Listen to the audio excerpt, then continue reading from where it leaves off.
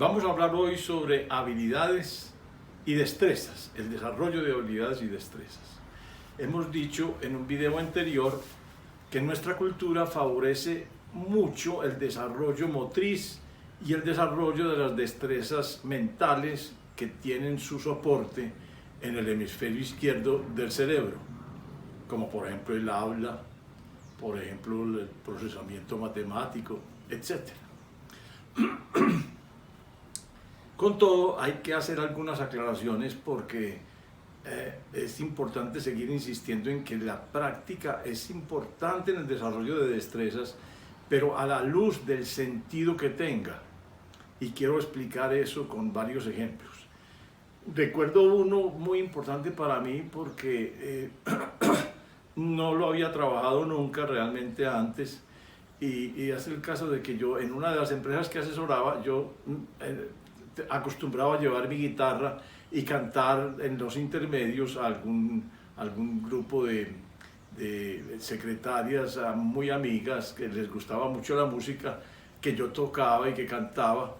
Entonces, un día se me aproximó uno de los, digamos, coordinadores de ese tipo de talleres y me dijo: "Hombre, Horacio, qué bueno poder cantar como vos, qué bueno poder interpretar una canción que le guste a uno". Y dije: "¿Y por qué no lo haces? ¿Qué problema tenés?". No, es que yo no tengo oído". Y ¿cómo así? Entonces yo le dije: "Vamos a hacer una cosa, me vas a cantar en un volumen muy bajito una canción que te guste, o sea, casi que apenas insinuada, pero me la vas a cantar, me vas a tararear la melodía de la canción". Entonces lo hizo en efecto, y yo ahí mismo vi que la melodía era perfecta, coincidía perfectamente con la música que yo conocía de la canción. Entonces le dije: "Mira, la melodía está en ti, o sea, tú la tienes formada y ya está absolutamente aquí disponible para que puedas, digámoslo así, igualarla con la voz. Pero es que el problema del canto no es un problema exactamente de oído, básicamente es un problema de motricidad, de que con la voz vas igualando poco a poco las notas que te sugiere la melodía que ya tienes aquí incorporada". Entonces vamos a hacer lo siguiente: vas a empezar a cantar un poquito, muy suavecito, así como me acabas de cantar, pero después hacemos un ensayo. Entonces intentas aumentar el volumen de la canción para que vayas entrenando tus cuerdas vocales, la regulación de tus pulmones, y vamos a ver. Y resulta que empezamos y muy rápidamente él empezó a dar los tonos adecuados. Pero fíjense bien, hay una diferencia muy grande, porque la gente piensa que es un asunto de oído y no un asunto motriz. Yo tenía una experiencia previa muy interesante con eso, y es que una de mis hijas tenía, cuando estaba pequeña, unas dificultades muy claras de habla. Había algunos vocablos que no podía pronunciar bien y que no pronunciaba bien. Ella estuvo con una terapista en fonoaudiología varios meses y mejoró realmente un montón de cosas. Pero había un solo vocablo que me interesaba mucho porque tenía evidentes dificultades para pronunciarlo, que era la S, el sonido de la S. Entonces yo una tarde, no sabía por qué no lo habían trabajado o por qué no habían logrado superarlo, en fin, pero yo algunas tardes llegué a estudiar eso con la hija. Entonces empecé muy sencillo, porque empecé a decirle: bueno, mi amor, vamos a ver, vas a pronunciar de la manera más tenue, más pasito, este sonido, como si estuvieras diciendo sí, sí. Entonces inmediatamente lo reprodujo, con un volumen muy bajo. Y oye, bien. Entonces a partir de ahí simplemente dijimos: vamos a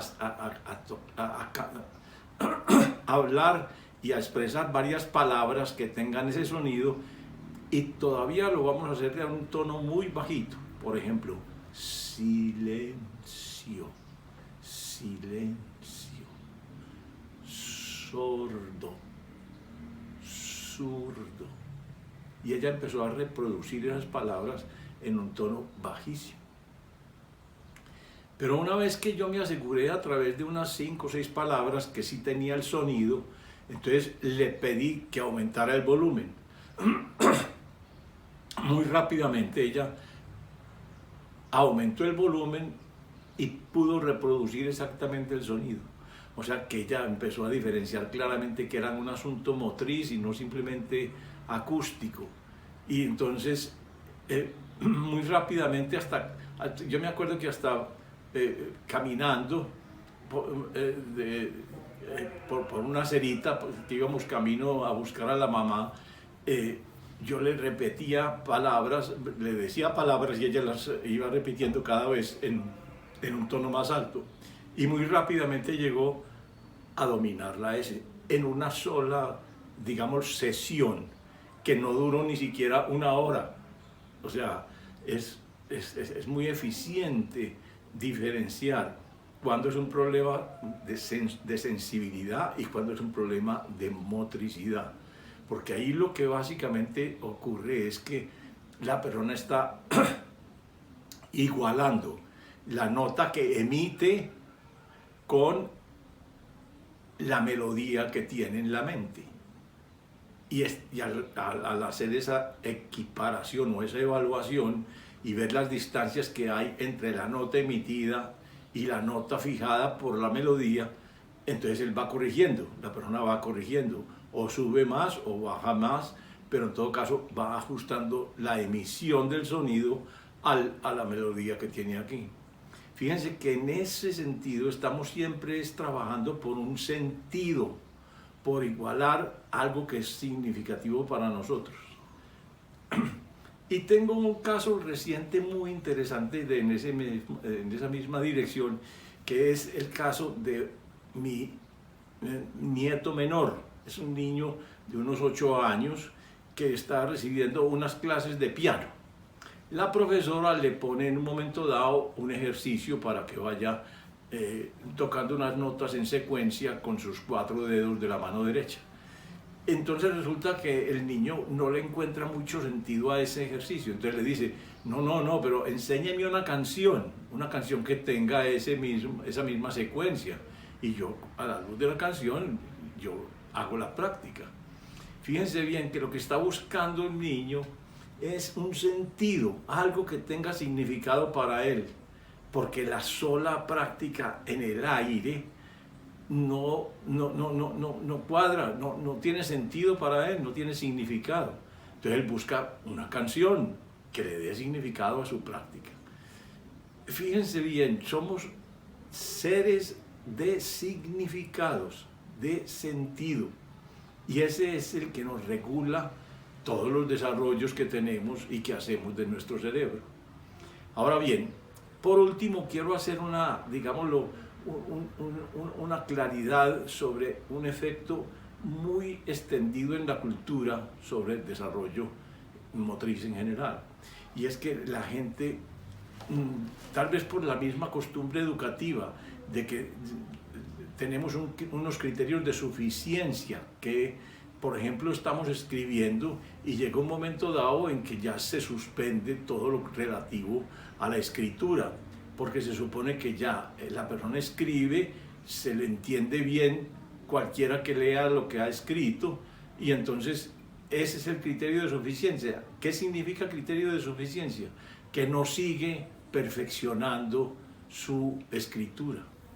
Antes, hace muchos años, la gente seguía perfeccionando. Por ejemplo, se suponía que una secretaria tenía que desarrollar una letra que en ese entonces se llamaba la letra Palmer, y toda secretaria tenía que desarrollar ese patrón. Eran letras absolutamente iguales, o sea que, pero eso tenían que perfeccionarlo después de saber escribir, después de tener su propia letra ya dominada. Entonces tenían que seguir trabajando. Eso es un indicativo de algo muy importante en el cerebro, y es que el cerebro permite la mejora permanente de la función que estamos desarrollando. Es bueno tener en cuenta eso porque hay mucha gente que desarrolla criterios de suficiencia muy rápido. Por ejemplo, alguien empieza a tocar guitarra y cuando sabe ya algunos tonos y algunos ritmos suficientes para interpretar las canciones que se sabe, él deja de avanzar, deja de progresar y deja de estudiar. Eso no tiene que ser forzosamente así. No tiene que ser forzosamente así. Hay que entender que el cerebro admite un perfeccionamiento continuado, permanente, sin tener fin. O sea que la persona podría seguir mejorando en su guitarra indefinidamente, cada vez pulsando mejor las teclas, cada vez haciendo arpegios más completos, cada vez haciendo tonos mejores. Voy a ponerme esto aquí, espero que no nos dañe el sonido. Bueno, en todo caso, tenemos que partir de la idea de que somos seres de significado y de sentido, y que el desarrollo tiene lugar es a la luz de un sentido específico. Entonces, no olvidemos esa lección, utilicémosla para problemas de habla, para problemas de discernimiento, para problemas de canto, para problemas de habilidades como el mismo dibujo, que tenemos que perfeccionar o podemos perfeccionar continuamente. Mucha suerte.